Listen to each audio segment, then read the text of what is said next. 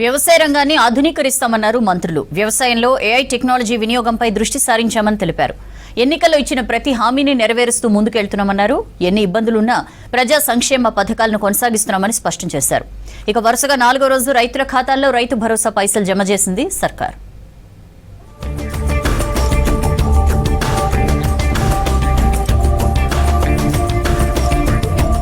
వరుసగా 4వ రోజు రైతు ఖాతాల్లో నిధులు జమ చేసింది రాష్ట్ర ప్రభుత్వం. 4 రోజుల్లోనే రికార్డు వేగంతో 6,405 కోట్లు రైతుల ఖాతాల్లో జమ చేసింది సర్కార్. ఇవాల్టి వరకు రాష్ట్రంలో 5 ఎకరాల్లోపు భూములున్న రైతులందరి ఖాతాల్లో రైతు భరోసా నిధులు జమయ్యాయి. ఇప్పటి వరకు మొత్తం 62.47 లక్షల మంది రైతుల ఖాతాల్లో నిధులు జమైనట్లు వ్యవసాయ శాఖ ప్రకటించింది. మొత్తం 1,06,00,000 ఎకరాలకు పెట్టుబడి సాయం అందింది.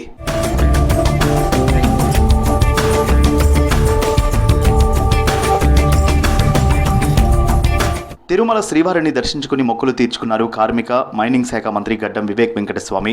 మంత్రిగా బాధ్యతలు చేపట్టిన తర్వాత తొలిసారి కుటుంబ సమేతంగా శ్రీవారిని దర్శనం చేసుకున్నారు.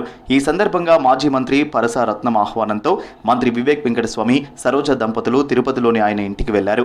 అభిమానులు, దళిత సంఘాల నేతలు మంత్రి వివేక్ దంపతులకు ఘన స్వాగతం పలికారు. పరస రత్నం దంపతులు వివేక్ వెంకటస్వామి దంపతులను ఘనంగా సత్కరించారు. బలహీన వర్గాలకు ఎట్లా ఆదుకోవాలి, ఎట్లా వారికి ముందుకు తీసుకువెళ్ళాలని చెప్పి కాకా వెంకటస్వామి గారు ఆలోచిస్తారు.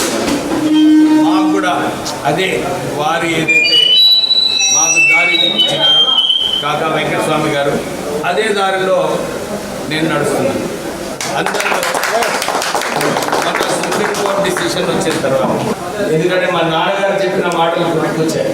ఎప్పుడు కూడా రాజకీయాలలో కానీ లైఫ్లో అయినా కానీ రిస్క్ తీసుకున్నప్పుడే నాయకుడు అవుతాడని చెప్పి ఎప్పుడు కూడా మా నాన్నగారు చెప్పారు. ప్రపంచవ్యాప్తంగా పెరుగుతున్న టెక్నాలజీ, ఏఐని దృష్టిలో పెట్టుకుని వ్యవసాయ రంగాన్ని ఆధునీకరించేందుకు ప్రయత్నాలు చేస్తున్నామన్నారు మంత్రి తుమ్మల నాగేశ్వరరావు. సెక్రటేరియట్లో నెదర్లాండ్ కంపెనీ ARIQT ప్రతినిధులతో మంత్రి తుమ్మల భేటీ అయ్యారు. తమ సంస్థ ద్వారా రైతులకు ఒకేసారి సమాచారాన్ని అందించడం, రైతుల ఫిర్యాదులకు AI ఆధారంగా తక్షణ సూచనలు ఇవ్వగలమని మంత్రికి వివరించారు ప్రతినిధులు. పంటలపై వచ్చే చీడపీడలను మొబైల్ ఫోన్ కెమెరా ద్వారా స్కాన్ చేసి గుర్తించే టెక్నాలజీని తీసుకొచ్చేందుకు సిద్ధంగా ఉన్నట్లు చెప్పారు. స్పందించిన మంత్రి ప్రతినిధుల సూచనలు పరిశీలించి తగిన నిర్ణయం తీసుకుంటామన్నారు.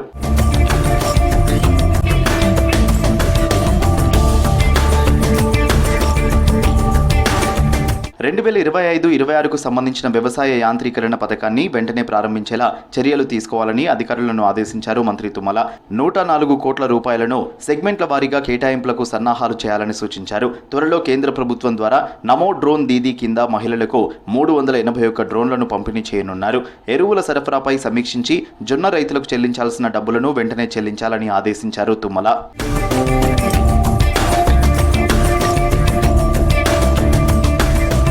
ఎన్నికల్లో ఇచ్చిన ప్రతి హామీని నెరవేరుస్తూ ముందుకెళ్తున్నామన్నారు మంత్రి పొంగులేటి. పేదోడి సొంతింటి కలను సాకారం చేస్తున్నామని చెప్పారు. రైతుల కోసం భూభారతి తెచ్చామన్నారు. యాదాద్రి భువనగిరి జిల్లాలో మాజీ సీఎం కేసీఆర్ దత్తత గ్రామం వాసాలమరిలో ఇందిరమ్మ ఇళ్ల లబ్ధిదారులకు మంజూరు పత్రాలు పంపిణీ చేశారు మంత్రి.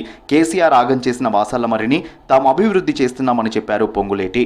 ఒక చిన్న గ్రామం వాసాలమరినే ఎటువంటి పరిస్థితికి తీసుకొచ్చారో తన స్వార్థం కోసం ఈనాడు ప్రత్యక్షంగా ఈ గ్రామంలో ఉండి మనం చూస్తున్నాం.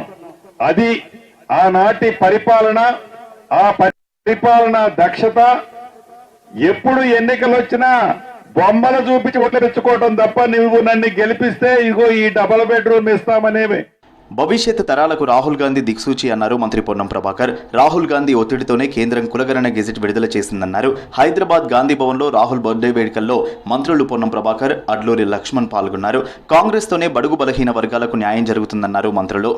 రాబోయే తరానికి భారతదేశ ప్రజాస్వామిక వ్యవస్థలో సామాజిక న్యాయం జరగాలనేటువంటి ఆలోచనతో కులగణన జరగాల్సింది అని పట్టుబట్టి అధికారంలో ఉన్న తెలంగాణలో ఆ కులగణన చేపించి దేశానికి రోల్ మోడల్గా చూపించి ఈరోజు భారత ప్రభుత్వం కూడా కులగణనకు ఒప్పుకొని గెజెట్ విడుదల చేసే పరిస్థితికి కారకుడైన రాహుల్ గాంధీ గారికి భారతదేశ ప్రజలకు సమన్యాయం, బీసీ కులగణన కానీ, షెడ్యూల్ కాస్ట్ వర్గాలకు సమన్యాయం కానీ, మైనార్టీలకు కానీ అన్ని వర్గాలకు కాంగ్రెస్ పార్టీ అండగా ఉంటుందన్న విషయానికి ఇది ఒక నిర్వచనం అన్న విధంగా సందర్భంగా తెలియజేసుకుంటూ మరొక్కసారి మా రాహుల్ గాంధీ గారికి తెలంగాణ రాష్ట్ర ప్రజల పక్షాన మనస్ఫూర్తిగా జన్మదిన శుభాకాంక్షలు తెలియజేసుకుంటున్నాం. నిలువ నీడలేని పేదలకు ఇందిరమ్మ ఇల్లు ఇవ్వడమే లక్ష్యమన్నారు మంత్రి వాకిటి శ్రీహరి.